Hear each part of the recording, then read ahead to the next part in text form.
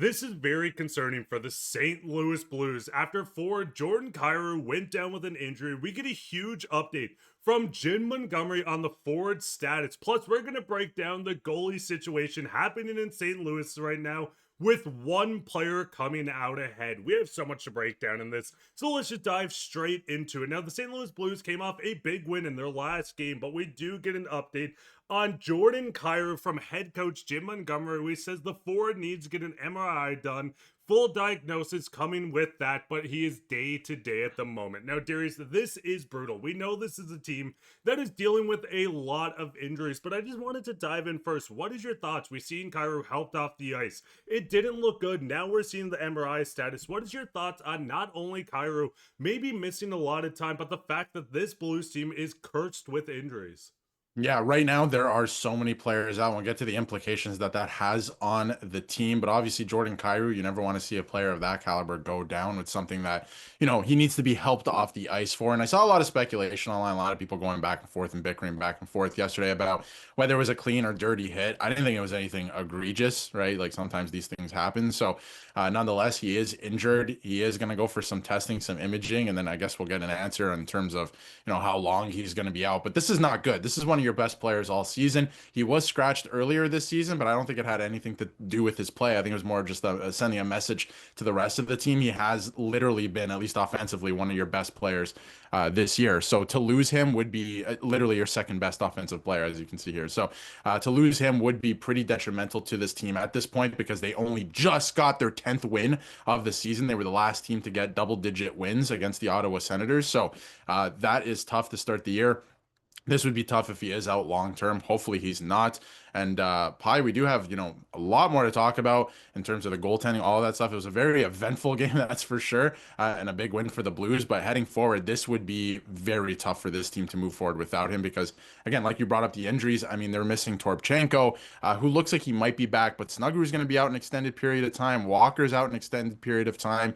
And they just called up Matt Luff that you can see at the top left of your screen there. And he was looking very good at the AHL level, but he's probably going to have to factor in at this point now as well if Jordan Kyrou's out, but he doesn't replace Jordan Kyrou, right? So this is tough if he's out long term. And I mean, that's the big thing. You get Matt Luff coming up. He can go in straight into this lineup. We've seen how good he's been in the AHL this year. He actually won Player of the Month for Springfield this past month in November, coming in with 14 points in 17 games. Getting some fresh bodies into the lineup is not a bad thing, but when you're losing a player because of injury, that is not good. Looking at this, like you said, there's multiple players out. This is a lineup that has not looked the same. Any game, it feels like this is a constant blender of the line. So getting Matt Luff in, I do expect him to play in the bottom six. Maybe you bump someone like Suter back up, who's been debatably one of their best players and for agency signings in quite some time. This is a team that has a big decision to make. And speaking of decisions, it kind of leads straight into Darius. We know this is a team, and listen, the beautiful game.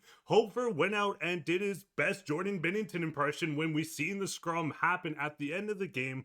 But I do want to dive into this situation that we're seeing right now. We know the goaltenders weren't the best to start the year. We've seen Joel Hofer throw the Pete's up the middle, early season struggles, but going into the last 5 games, the last 3 in particular, Joel Hofer has been standing on his head. A shutout with 18 saves, a 950 on 20 shots, and we see the 976 on 42 shots. Listen, we're going to get into Binnington and everything around this, but what is your thoughts on Hofer just kind of coming in and stealing the show early season?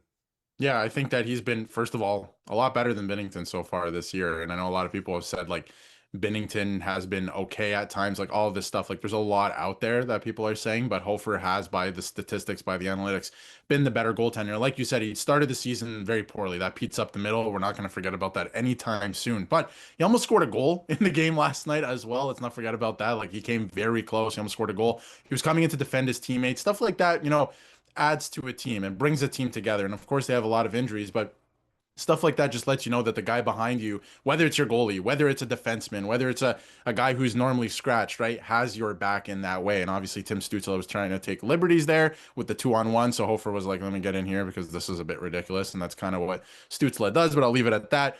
We know the type of player he is, but Hofer has been better than Binnington at this point. So I wonder if you run with him because I do believe like some goaltenders are definitely a product of their team. And at the end of the day, like, if you don't have a good team, I don't care who you are as a goaltender, right? It's going to be tough to win games and win a championship. But at the end of the day, if your goaltender, plays with a lot of poise, is calm, is making those big saves, those timely saves like Hofer has at times this season, that's just going to flow through the rest of the team. The team is going to play it with more confidence as a result and be able to play for the goaltender, like vice versa in that way. So to me, I think you kind of have to run with Hofer at this point. If he starts to falter a little bit, yes, you can go back to Binnington, but Binnington's last couple games, I mean, you're not able to. I don't know if you can move forward with him as the starter with where the team is currently at. You're trying to get yourself out of a hole at this point. Maybe you have to start riding Hofer a little bit more. So, Mark, I don't know if you feel differently about it. And if you've made it this far in the video, hit that subscribe button as well so you can stay up to date with everything that's going on with the Blues. But we want to hear your thoughts in the comments too, because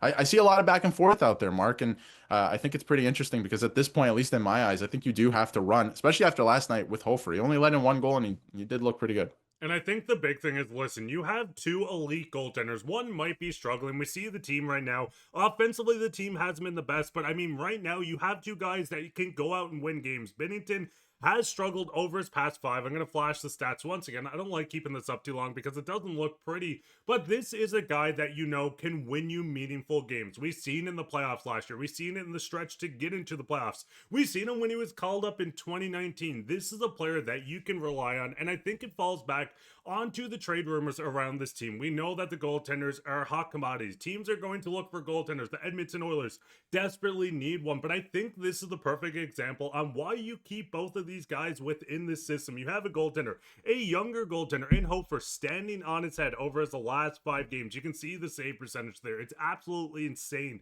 And I do think you need to really lean into him being the starting goaltender until he falters. Then you can go to Binnington, and listen, you don't want to upset Binnington. We've seen him saying, "I love you too," Jim Montgomery, of course. But this is a guy that I think you need to continue riding the hot hand. If this is a Blues team that wants to go on a run, if they want to win a Stanley Cup this season, which it doesn't look very likely, but we know this team can get hot, I think you need to lean into the goalie tandem of giving the hot hand all the starts, Darius. I don't know if you feel differently on that, but I also am a little worried that if you make Jordan Binnington sit for 5 or 6 games, I don't think he's going to be too pleased about that. No, he won't be happy about it, but I don't know if you have to sit him for that long. I think just ride the hot hand for a game or two and see what happens, right? And we were talking about it a couple episodes ago, and you brought up the point, Mark, that they went back to Binnington after Hofer had a shutout. Why would you do that? That doesn't make any sense. I don't know if any other coach in the league does that. There's so many coaches that no matter the status of a player, if you're playing well and they weren't in the lineup and you won, your lineup is staying the same. So many coaches around the league do that. So why would you take that goaltender out when you're trying to find some type of consistency all year? They've been putting the lines in the blender. They've been trying different goaltenders, stuff like that. Well, not different goaltenders, but just going back and forth between the two, trying to find some consistency that when you finally have a spark of it, that you would go back to the other guy, right? It doesn't make sense to me. So I don't know why they didn't stick with him after that shutout. And I would be perplexed at this point if they didn't stick with him after this performance the other night against Ottawa. So I think they have to stick with him for, again, it doesn't have to be 5 or 6 games. Binnington doesn't have to sit that long, but just go back to Hofer again. And if he's hot, great. Ride him one more game. Just see what happens, right? It doesn't have to be a set amount, but to just go back to Binnington again right now for their next game, I think would be a little ridiculous. And I mean, fans, what is your thoughts on this? What is your thoughts on this team moving forward? The injury we're seeing to every player, it feels like. What is your thoughts on the goalies? Who would be your starting goaltender going into the Christmas break? Let us know all your thoughts down in the comments. Speaking on comments, let's go into comment today. Coming from Ace Rob, the future looks very bright, and there's a lot of elite talent within this team. I mean, every level. You're looking at goaltenders in Sweden, Justin Carbonneau in the juniors, even Otto Stenberg in the AHL. Let us know your favorite prospect down in the comment. Who do you want them to draft in this upcoming draft? Is it Gavin McKenna? Someone in the mid-rounds? Let us know all your thoughts down there, and you can be featured on Comment of the Day. While you're down there, leave a like, subscribe, share this with your friends. We'll be back in another episode, so keep your eye for that. But I've been your host, Mark, with my co-host, Darius, and take care, Blues fans.